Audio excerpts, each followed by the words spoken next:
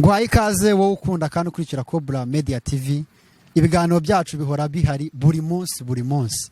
Kuri kamera yawe urahabona umukobwa mwiza n'umunyarwandakazi. Aka kanya tumusanze hatuye, reka tumwegere atuganiriza tubwe ko yaravuye muri sport. Ntago ari umushyitsi, no umusangwa, ariko reka mwakire, ndakwakiriye. Murakoze cyane. Reka ngusabe wongere wibwire abakurikiye KUBA Media TV. Bon, banyita Hogoza nkuko nabivuze ubushize. Nkaba ndi umunyarwanda uri mu Bushinwa, ndabyo bihagije. Ni byinshi nabivuze ubushize. Hogoza ubushize yatubwiye ko ari umunyarwandakazi uba mu Bushinwa, wiga mu Bushinwa. Ndakeka. Ego.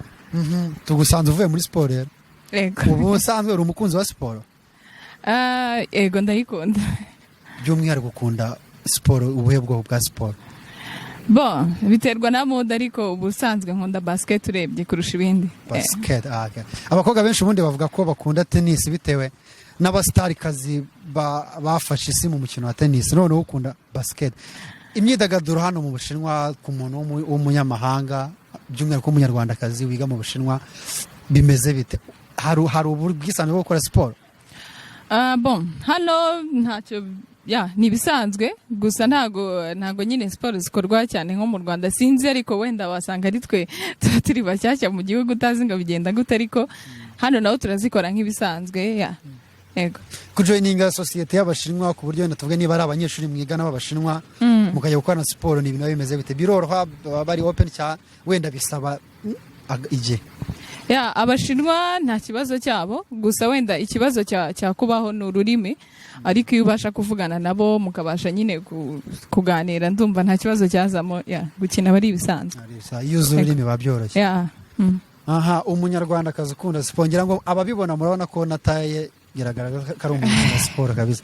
Hano rero yabyambere, yambaye imyenda ya siporo myiza cyane. Hogoza, reka ngusabe wenda ubwira abantu gakeya, iyo ugiye guhitamo imyenda ya siporo ugendera kuki? Buriya ntabwo ngo ngendera kuki, nta na kimwe. Ni kumwe nyine ubyuka ukareba, nyine tuvuge niba ngiye gukina, fata imyenda iri aho ngaho isanzwe, kuko ntago nita ku bintu byinshi, ndeba nyine iyo mbona yampa amahoro mu gihe cyo gukina. Teni zawe nazikunze cyane. Murakoze. Ngo wenda bwira umukunzi wa KUBA Media TV, wenda uhereye ku rukweto kugera kuri akantu ko mu mutwe, ibi bintu wenda uvuga uti mba nahebye. Ntago nabyita ko mba nahebye, ni ibisanzwe, nta bintu birenze mba nakoze. Uru rukweto murabona ko ari ibisanzwe, ni Nike isanzwe, ntago ihenze. Iyi ni kora, iyi ni t-shirt, headband nayo ni ya Nike. Ndakeka ni ibintu bisanzwe cyane. Ni umukunzi wa basket akaba n'umukunzi wa Nike. Reka dukomeze, wenda tugiye ku ruhande gato, reka nkubaza akabazo gatoya. Usibye nyine kuba wiyumvamo ibintu bya siporo, ubundi ku ruhande hari iyindi mpano waba ufite? Talent. Buriya se yaba ari iyihera? Sinzi. Njyewe ntago namenya ngo mfite iyihe mpano, gusa hari ibintu nkunda, sinzi niba navuga ko mbizi, keretse wenda mugize nk'amahirwe yo kumbona ndi kubikora nimwe mwa judginga. Gusa apart ya basket, nkunda kubyina, nkunda umuziki. Ntago nzi neza niba mbikora neza ku buryo nabyita impano. Ariko urabikunda? Ndabikunda. Njyewe hari ikintu kindi nkuziho ushobora kuba, ntago nzi niba nabyita impano cyangwa niba nabyita ko ubikunda, ikintu kijyanye n'amafoto. Ikintu kijyanye n'amafoto, ikintu kijyanye no kwifotoza. Gira comment utanga. Amafoto yo sinzi, buriya se amafoto nayo ni impano, ntabwo ari impano. Amafoto nkeka ko kubikunda ndayakunda, gusa ngira ngo ni hafi y'abakobwa bose bakunda amafoto. Ariko hari n'abantu baba bazi kwifotoza, ifoto nyine like poster yafata yose ukabona ni bien. Kwifotozaho sinzi niba nabivuga nk'impano, gusa ni ibintu nyine bindimo kwifotoza. Gufata poster ni ibisanzwe nyine. Ntabwo yigeze watekereza kuvuga ati wenda bino bintu byo nkuko ubikunda nyine kuvuga ati wenda nabibyazamo nk'amafaranga, like business, kuko hari abantu benshi kwifotoza bitunga? Bira ego ndabizi, gusa ntabwo ibyo nari nabitekereza, kuko nta nubwo nari nzi ko mbifitemo impano. Nifotozaga ari ibisanzwe. Wenda abantu badukurikiye kuri KUBA Media TV, turaza kubasangiza social media zawe, bazajye barebe, bakore like, bazatubwira niba bazajudginga ego mwaba mukoze. Okay. No, basket ni ibintu ni ukubikunda gusa cyangwa wenda ubifitemo n'impano kuri navuga uti kuvana cyane narabikoraga ngeze no mushinga ndakomeza ndabikora. Bon, ntago navuga ko ari impano nkeka ko nukubikunda. Nabitangiye ngira ngo muri troncome kumwe nyine babapanga nyine buri muntu wese akagera sport abarizwamo, so naho natangiye nyine njya muri team ya basket ko nta wundi mukino nabonaga nakisangamo. Bitangira gutyo na n'ubu nyine nageze hano, urumva umuntu abagomba gukora sport ko ntago akicara mu rugo ibihe byose, so nuko nyine mbikora. Okay, wowe ubikora mu buryo bwo kwidagadura cyangwa gukora kugorora umubiri kwa? Ego. Sport imaze iki? Nicyo wabwira umukobwa ngo uti sport ku mubiri w'umukobwa imaze ifite akamaro akanaka? Nkeka ko ibyo ngibyo wenda ntabwo ari ibintu nakirirwa mbwira abantu ngo mbibasubiremo tena. Urabizi nyine nk'uko mubizi sport igira akamaro kanini, cyane cyane noneho umuntu uri hano ntago umuntu afite gahunda nyinshi nka kwa kundi mu Rwanda byuka ugenda ukagaruka ninjoro. Hano nyine hari igihe wisanga nk'umunsi wose ushize uri mu nzu. So nkeka ko sport nyine ngewe kuri njye mfasha ibintu byinshi, sinzi abandi ko bimeze gusa gira mfasha. Nyine uhora wumva ubuzima muri supre. Cyane cyane nko mu bihe tuvuyemo bya karantine, siporo ndakeka ni ikintu cyafasha abantu benshi kwimara irungu. Ego. Nicyo wabwira abakobwa badakunda siporo? Abakobwa benshi badakunda, n'abahungu bahari benshi badakunda siporo, nicyo wamubwira? Ikintu nababwira gusa burya gukunda siporo ni ibintu biba mu muntu, ntago wamubwira nyine ngo yikunde bimuhatire.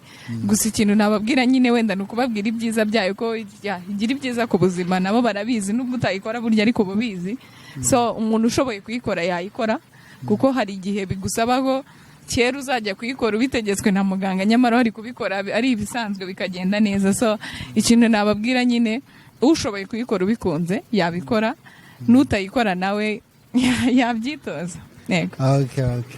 Nk'umunyeshuri uratekereza ari ikintu siporo ishobora kugufasha ku masomo? Kinini cyane, kuko nkeka ko hari igihe nirirwa nko mu rugo umunsi wose ukarangira, of course nta kindi kintu mba ndi gukora, ni ukwicara nkaryama. So ujya kugera ninjoro wumva umutwe utari muri mood yo kwiga, gusa nk'uko uba uvuye muri siporo ukagenda ukitera amazi no kwiga bijyamo neza. So njye biramfasha cyane. Biragufasha cyane. Siporo ikuzamura mudu yo gukomeza amasomo yawe neza. Ego. None management y'amasomo na siporo ubikoza gute? Ushobora gukora siporo mbere y'amasomo cyangwa nyuma y'amasomo? Time yawe uyipanga gute? Biterwa n'amasomo mfite uwo munsi, gusa iyo mfite amasomo menshi ku munsi mbyuka kare nkayikora, kuko njye nyine nkunda kugenda mu gitondo, niho haba hari nyine mba numva nyiri muri mode yo kuyikora. Nkunda kuyikora mu gitondo iyo mfite ibintu byinshi kuri uwo munsi, gusa iyo ndafite ibintu byinshi ushobora kujyayo bwakeye nka 3:00 gutyo 4:00. Okay. None experience yawe nk'umusportif ni iyihe? Kuri wowe ati siporo wenda usibye wenda ibintu bigufasha ku buzima busanzwe bwa buri munsi, tuvuge niba ari mood runaka y'amasomo udafite ukaba wakora siporo ukagira mood y'amasomo, cyangwa se no kugorora umubiri muri busange, wenda kuvuga ati hari ibindi bintu runaka siporo yamfashije, swat hari nkuko gukina nshobora kugira inshuti nyinshi, cyangwa se ibindi bintu nk'ibyo nyine biri apart yo kugira akamaro ku mubiri? Apa yo kugira akamaro ku mubiri nkeka ko maze kubivuga. Ndakeka nza mu Bushinwa ntago wagera ahantu bwa mbere nyine guhita ugira inshuti cyangwa ugira abantu nyine muzajya mbega muhura muganire n'iki. Of course haba hari abanyarwanda bagenzi bawe, aba diaspora bagenzi banjye, gusa ntago ari bo wagira bonyine ngo babe inshuti, biba bisaba kugira n'abantu bo muri icyo gihugu. So siporo nkuko nyine buri munsi njya kuyikora, urumva murayo n'abantu benshi, umuntu muhuye mugakinana byari byo byose mutaha mwamenyanye. So yatumye ngira inshuti kuba hano, kandi izo nshuti nyine zimfasha mu bintu byinshi, ko ntago twavuga ngo iyo duhuriye muri siporo birangirira aho tukazongera tugahora muri siporo. Umuntu mwahuriye ashobora kugufasha no mu bindi bisanzwe. Nkeka ko icyo nicyo kintu kinini nakuyemo. Nka community y'Abanyarwanda muri diaspora nyine mubana mu China mu buzima bwa buri munsi, hari ikintu mujya mugira ibahuza? Hari umunsi tugira aba siporo nabo duhura, ariko ntago bari kenshi, ntago ari buri munsi, gusa tujya tugira igihe duhura. Ni ibintu byiza cyane iyo abantu bahuye gutyo bagakina bagasabana n'ubundi n'ibindi byongera ubumwe ndetse n'urukundo hagati yabo. Aha wenda tujye kuri apa y'ibya siporo, tujye ku bindi izindi mpano watubwiye. Kunda kubyina,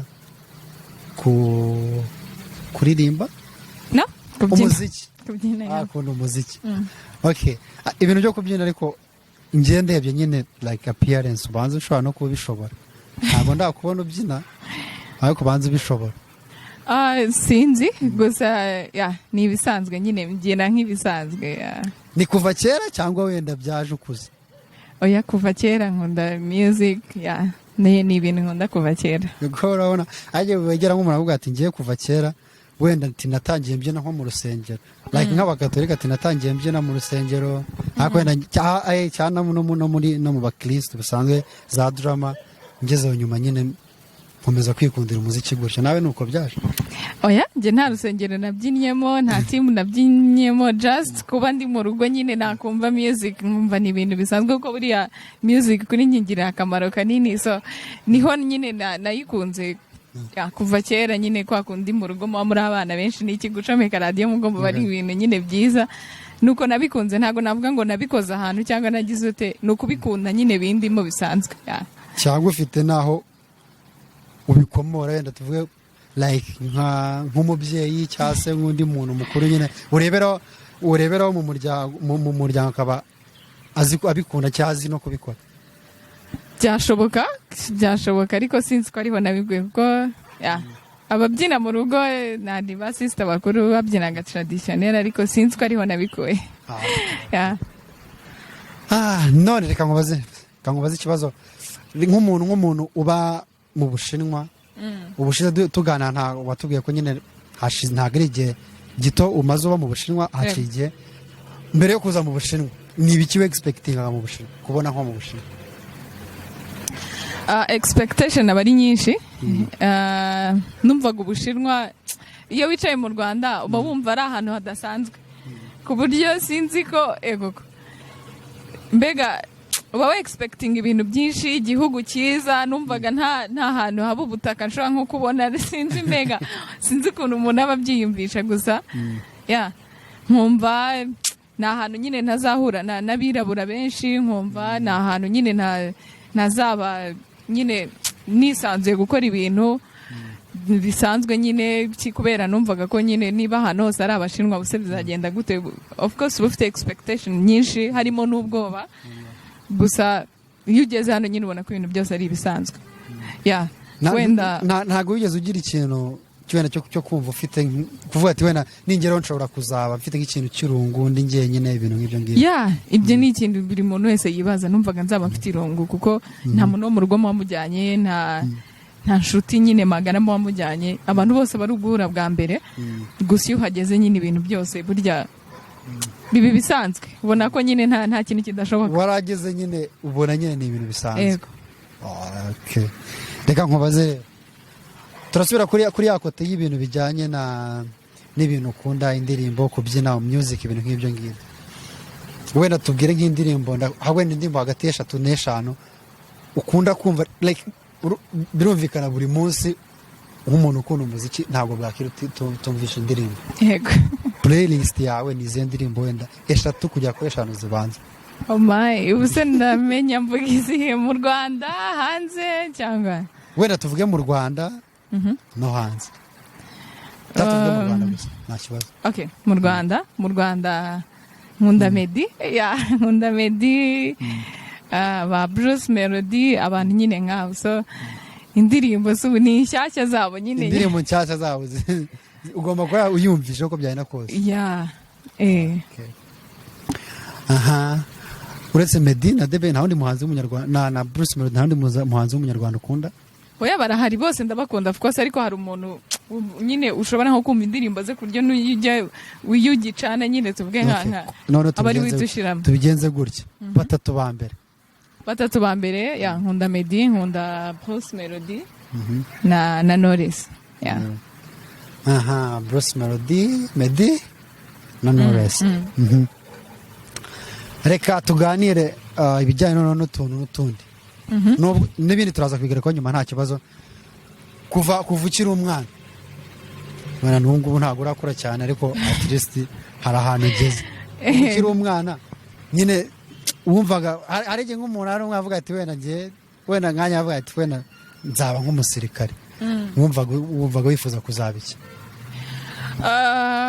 ahubwo wagira ngo wari ubizi nyiri umwana kera nanjye nifuzaga kuzaba umusirikare ko papa wanjye nyine yari umusirikare nanjye numvaga nzaba nkawe kumwe nyine ukura ukareba ukajya uvuga nzaba iki ariko biriya haba harimo nyine kuba waba affected nyine n'umuntu bibonaho cyangwa se n'ubwana ariko baburimo kuko ntago umuntu nyine ibintu atekereje ari umwana ari ngombwa ko akura bikaba byo so numvaga nzaba umusirikare nyine umwana ariko ntabwo ariko kimeze byaje guhinduka byarahindutse kuko ura nyine ugenda ucenjinga mind ubu ngubu ufite izindi nzozi of course urifuza kuzaba iki none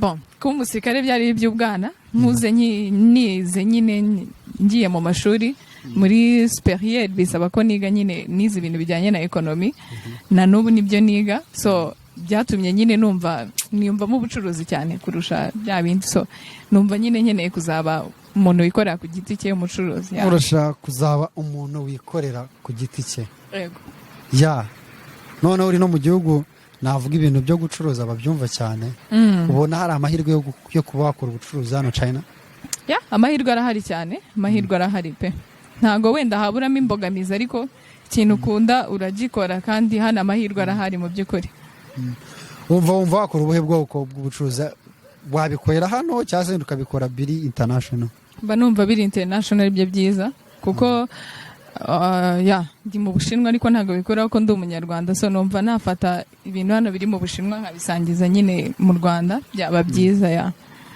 yego business ngo China iragenda ibintu bavuga ngo abantu navuga gutera bakunda bavuga ngo China ngo ni uruganda rw'isi ibintu byinshi nyine ngo bikorerwa China nawe niko bibona nanjye niko mbibona ibintu byo gupirata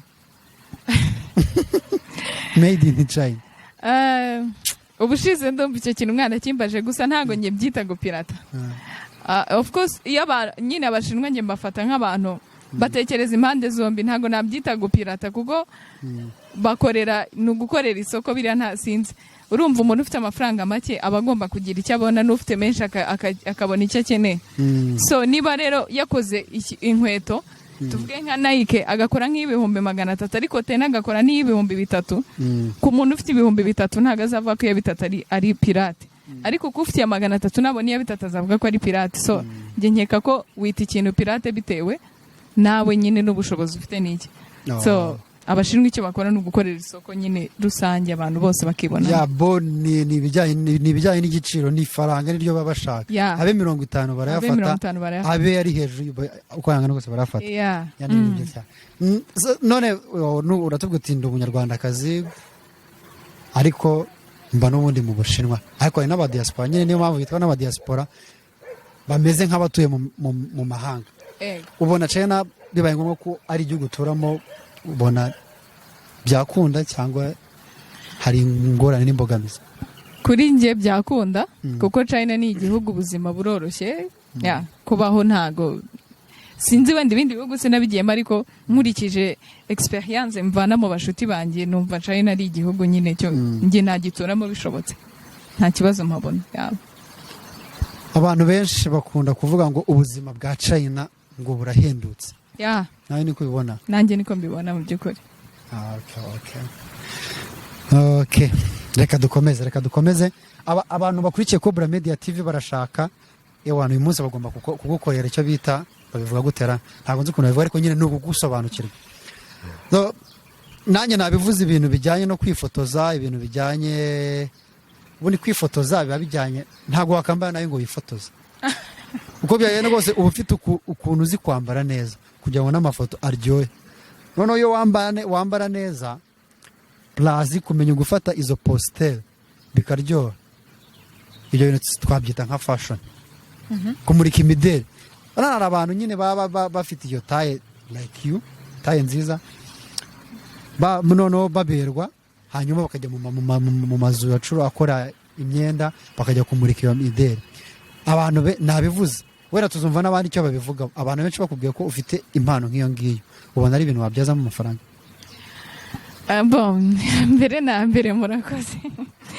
ntago murakoze nyine ntago narinzi ko mberwa cyangwa nambara neza ariko murakoze nicyo kintu cya mbere ikindi bon kwifotoza no kwambara neza sinzi nshobora njye wenda kwambara imyenda nkavuga ngo ni myiza ariko kuri wowe mu maso yawe akaba atari byiza so abantu bari hariya wenda nibo bazajajinga ko ngira ngo bamaze kumbona kabiri so bazaduha ibitekerezo hanyuma bibaye ngombwa ko ari ibintu byazamo amafaranga nabikora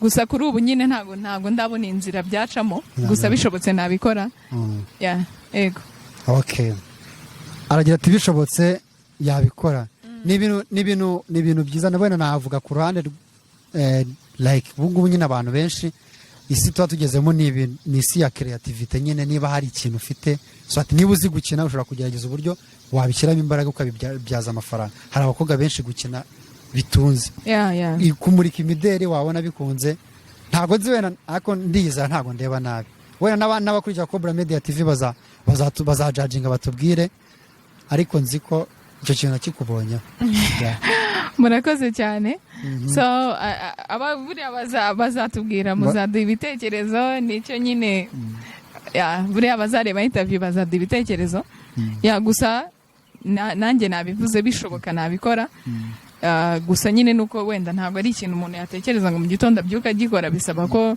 haba amahirwe hakaba nyine umuntu wenda uba ubifite ngasaba ko wabona kampani bikoramo njye binshobokeye nabikora burya icya mbere nyine ni ugutera iyo ntambwe ukumva ko ubishaka hanyuma ukagira platform ushobora gushyiraho ibintu byawe hanyuma abashoramari ukagareka bagakora akazi kabo bafite amafaranga bakazaga gushoramo ubundi ikintu cya mbere ni amakuru buri ubwo amakuru nayabonye ubwo ndabyigaho ndabitekerezaho ndebe bamwita Bogoza ni umunyarwandakazi uba mu Bushinwa niba nawe ukunda Cobra Media TV umukunda akaba ari ikintu wenda ushaka kumubaza wajya muri comment ukagira icyo wamubaza ubutumwa bwawe turabumugushyikiriza hanyuma tuzamugarura kuko ni umusangwa buri gihe aba ahari Bogoza ni iki wabwira umunyarwandakazi ukurikiye hariya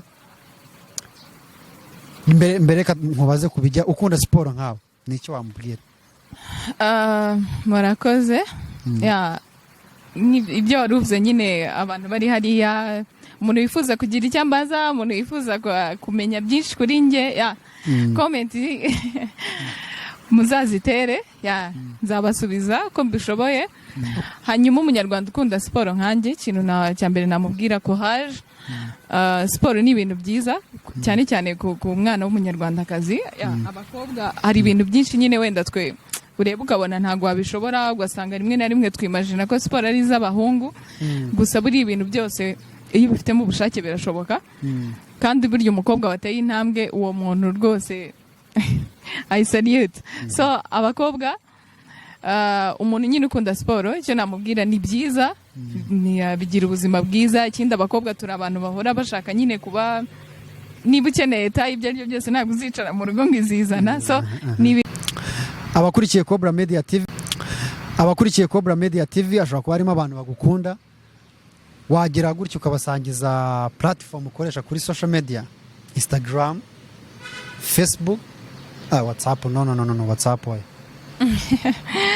bon Instagram yanjye nitwa Hogoza Tete na Facebook nuko ni Hogoza Tete hose so abantu bankunda baba bifuza kunkurikirana umunsi ku munsi see you there ndahari okay mbere yuko dusoza abantu bakurikira Cobra Media TV bayikunda hashobora kuba harimo abashoramari abantu bafite amafaranga abantu bakora mu nganda za fashion iyi ni impano mwabyaza umusaruro mujye kuri Hogoza Tete hanyuma mubanze wenda mubanze murebeho gatoya hanyuma mube approachinga muvugane ndakeka nawe uri tayari ndi tayari yego okay ngaho gira icyo ubwira abakunzi ba Cobra Media TV ubundi dusoze abakunzi ba Cobra Media TV ikintu cya mbere nababwira mujye mudukurikirana umunsi ku munsi urukundo mutugaragariza turarwishimira kandi natwe turabakunda cyane ikindi umuntu ufite ibibazo ukabona tuvuge ufite ibyo abashaka kutubaza nta kibazo tuzatubasubiza umunsi ku munsi ko tubishoboye